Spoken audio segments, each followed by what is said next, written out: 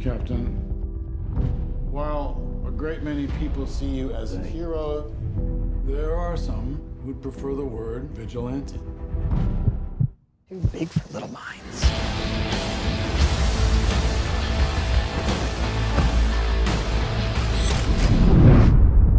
Find me. Convince me of all of this. It's going to take the two of us. And where do I find you? A different path. A darker path. Motherfucker! No matter how many cats I break bread with, I break these enemies.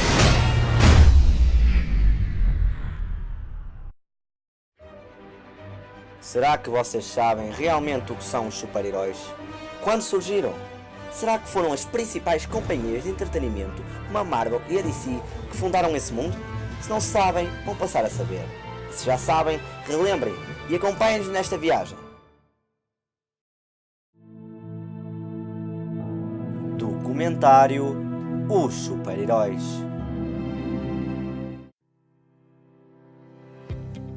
O que é um super-herói? Primeiramente, começaremos pela criação dos super-heróis.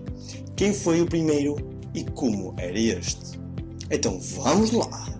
Antes das tão conhecidas bandas desenhadas onde vivem os super-heróis, existiram outros heróis com poderes sobre-humanos, como Hércules, da mitologia grega, filho de Zeus, o deus dos deuses, e da mortal Alcmena, que era a mulher de Anfitrião. Segundo o mito, aproveitando o facto de Anfitrião estar ausente em batalha, Zeus caracterizou-se como ele e fez-se passar pelo mesmo, para se poder deitar com a sua mulher, Alcmena. Ao retornar da batalha, Anfitrião descobriu a traição.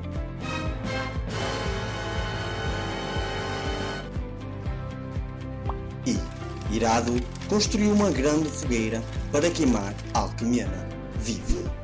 Zeus, então, invocou nuvens carregadas de água para apagar o fogo, o que acabou fazendo com que Anfitrião aceitasse a situação. Hércules, portanto, nasceu do encontro de Zeus e Alcmena.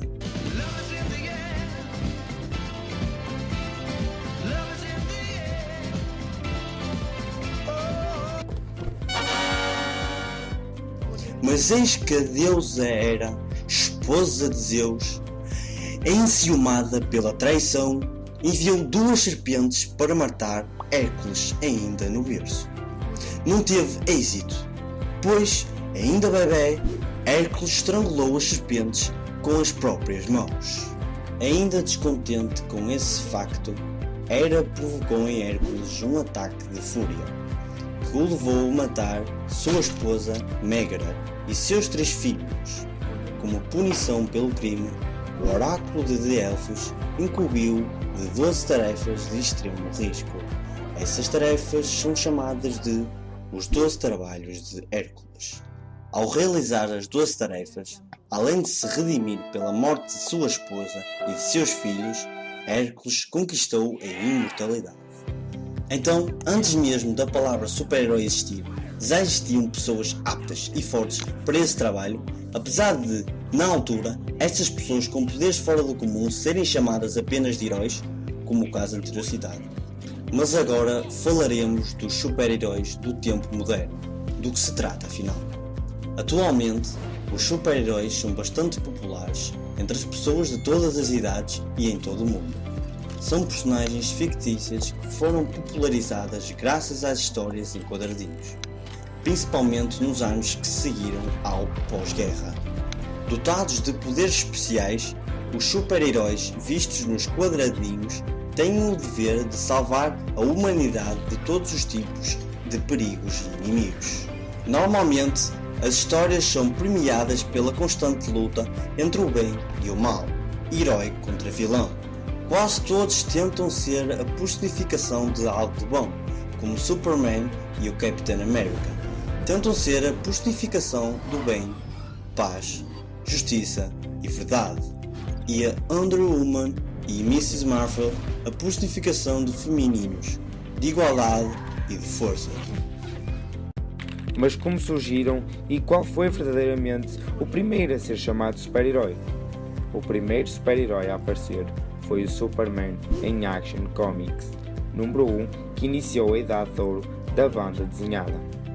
Na altura, estava a decorrer a Segunda Guerra Mundial e isso ajudou a venda de alguns cómics como Superman, Capitão América e Wonder Woman, pois essas personagens personificavam os ideais de um cidadão americano.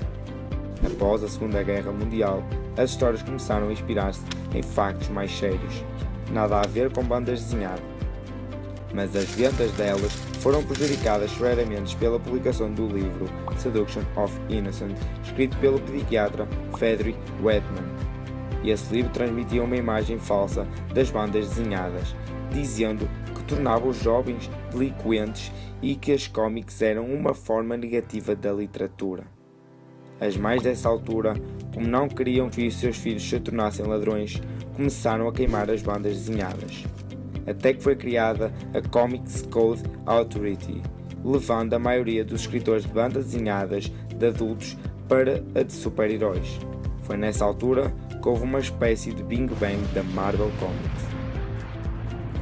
O famoso Stan Lee e o escritor Jack Kirby fizeram um reboot às suas personagens antigas e adicionaram mais personagens com mais personalidade, tais como o Thor, Iron Man, Hulk, Ant-Man, Black Panther, e em 1963 criaram duas equipas de super-heróis, os Avengers, que eram constituídos pelos super-heróis referidos anteriormente como Spider-Man, Thor, Hulk, Capitão América e Iron Man. Here we all are, with nothing but our wit and our will to save the world. So stand and fight. No way we all get through this. I got no plans tomorrow night. I'm always picking up after you boys. We can tear them apart. From the inside.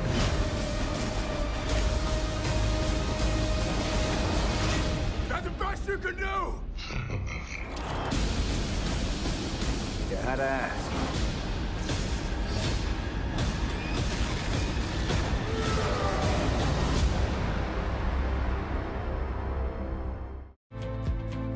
E os X-Men, uma equipa nova com personagens que têm poderes desde que nasceram, ao contrário dos outros. Not all of us can control our powers. Then don't. This is war. Everything they've built will fall! And from the ashes of their world, we'll build a better one!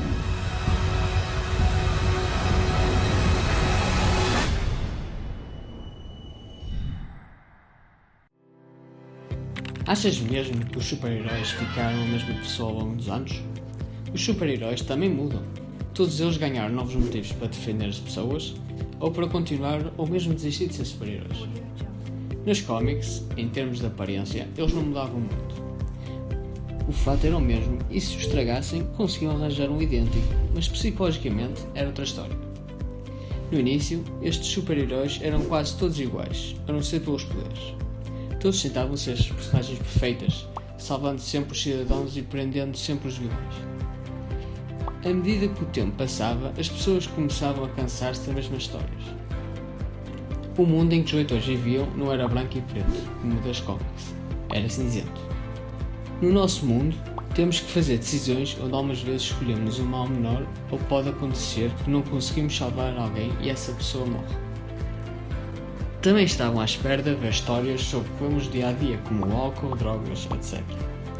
Temos alguns exemplos, como a história do Batman chamada The Killing Joke, onde o comissário Gordon é amarrado a uma cadeira e obrigado a ver a sua filha ser paralisada e violada pelo Joker. E na história do Green Lantern, chamada Green Lantern Emerald Twilight, onde a cidade da personagem principal, Hal Jordan, é destruída e ele é envolvido em medo e tenta criá-la outra vez, mas não consegue. Nos filmes era a mesma situação. No início era como se todos fossem escoteiros, mas recentemente começou a ver histórias onde os nossos heróis estão expostos aos nossos problemas, como os últimos filmes do Capitão América, o Soldado do Inverno e Capitão América Guerra Civil, onde ambos falam sobre o tema de segurança e se o governo está certo nas medidas de segurança que tem agora. Fast. Strong. Out of metal arm.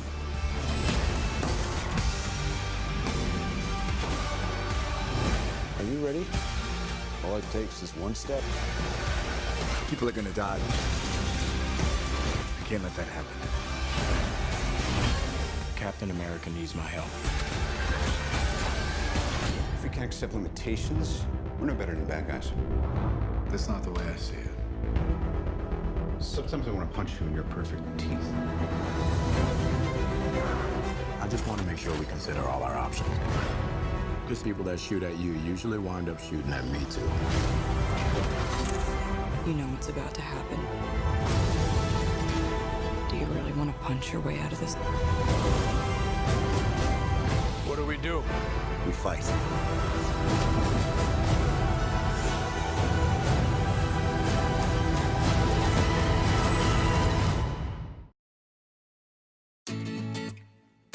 Será que sabem quem criou estes super-heróis? Se sim, damos-vos os nossos parabéns.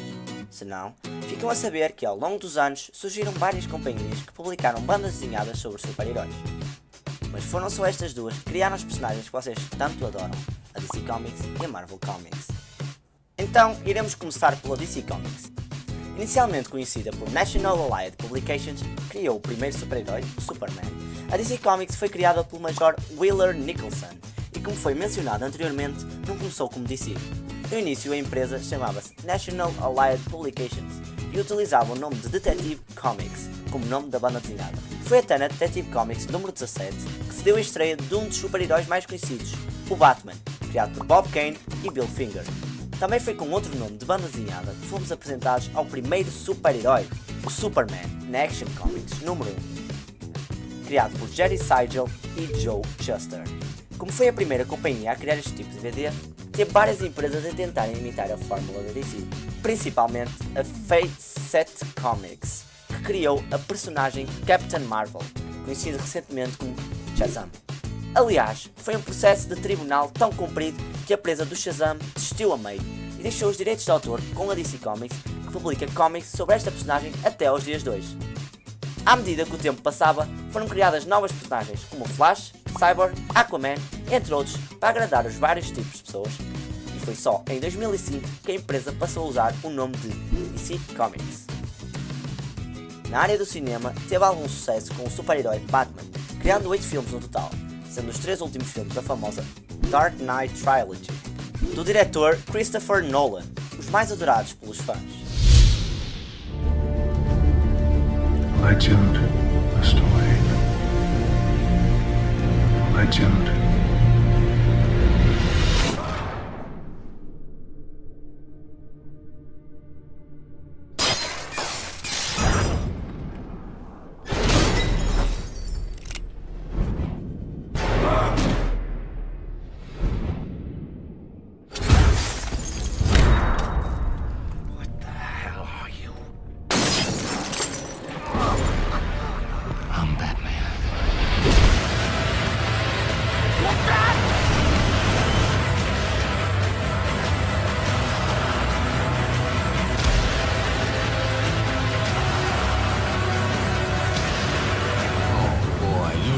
For a show tonight, Sonny.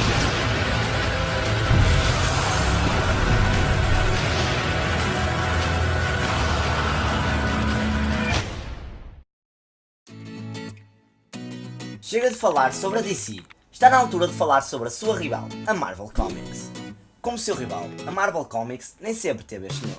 Quando começou, era conhecida por Timely Comics, e nessa altura não tinham muito interesse nos super-heróis, criando bandas desenhadas do tipo pulp que eram mais concentradas em histórias noir, obscuras e de fantasia.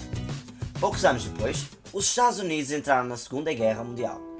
Em tempos de guerra, é normal que a população, com medo e apreensiva, fabrique heróis para suportar o fardo da guerra. No auge do avanço alemão, em 1941, a Timely criou o Captain America, que se tornou um ícone instantâneo em todo o país. Mas a glória que o Capitão vendia para a sua legião de leitores fãs não era a mesma glória dos bastidores da Marvel. Ainda no começo, Joe Simon e Jack Kirby, criadores do Capitão América, foram trabalhar para a National Allied Comics, que viria a ser a futura DC Comics. A Marvel não pagava bem e na National eles ganhavam 3 vezes mais pelo mesmo trabalho. Acontece que esse trabalho era algo que dava muito lucro, mas o editor da Timely na época, Marty Goodman, não sabia na altura. O resultado disso foi a demissão da dupla.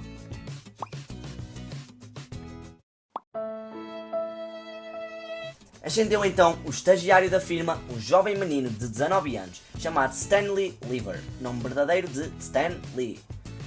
Mas ainda no final do milénio teve problemas financeiros. Esses eram tão grandes que a Marvel teve de vender os direitos de criar filmes sobre vários personagens, principalmente o Spider-Man e os X-Men. E foi em 2008 que a Walt Disney comprou a Marvel Entertainment por 4 bilhões de dólares em dinheiro e ações. Muitos pensavam que era o fim dos seus super-heróis favoritos, mas estavam redondamente enganados. Pela série de histórias nas bandas desenhadas como a Civil War e Old Man Logan, e especialmente nos filmes, com o início da Marvel Cinematic Universe no filme Iron Man e The Avengers. Aliás, os filmes mudaram tantas cómics que personagens como o Iron Man e os Guardians of the Galaxy, anteriormente personagens de apoio, ganharam tanta fama que a Marvel decidiu voltar a escrever histórias sobre eles.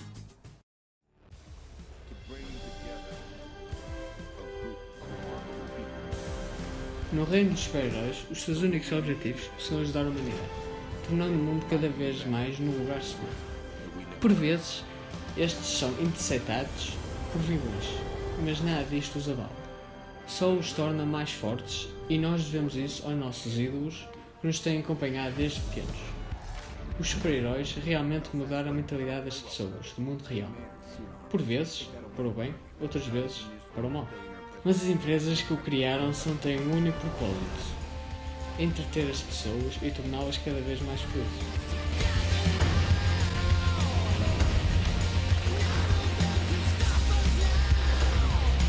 If we can't protect the Earth, you can be damn sure we'll avenge it.